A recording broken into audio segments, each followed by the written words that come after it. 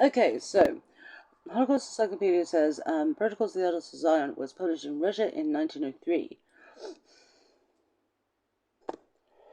This is widely discredited, and probably a large amount of sour grape style um, uh, conjecture, which is a legal term meaning you completely made it up without any evidence. Okay, in this article, Vox.com, it said that the New York Times' first article about Hitler was in 1922. Okay, so it's widely accepted like this from the Encyclopedia Britannica to the Holocaust Encyclopedia. From 1918-ish,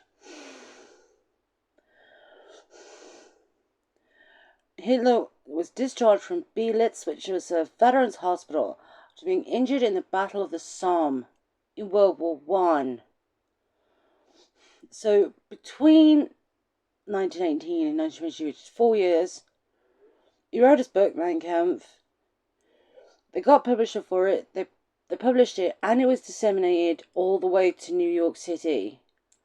Unless I'm right, and what it is Hitler is a picture they stuck on the front of a book they had already there. Okay, years later, this is 1939, over 10 years later, maybe 15, 17 years later, which time Hitler might have had a number of children, there was a Nazi rally at Madison Square Garden in New York City. It went horribly badly. The boss's name was Fritz. They ran it in English against Jews who were also in English. Anyway, this was widely ignored in America, and the Americans came in with the English eventually. But I want to remind you about time and how time is different when security cameras don't work.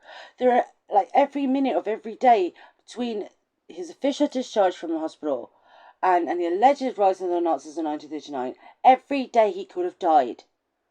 He might have died every day, and every day they had someone who looked just like him to wear the suit and shout at people. The idea of Hitler, the image of the strength of this man, was more important to the revolution than his actual safety, and that's the whole thing.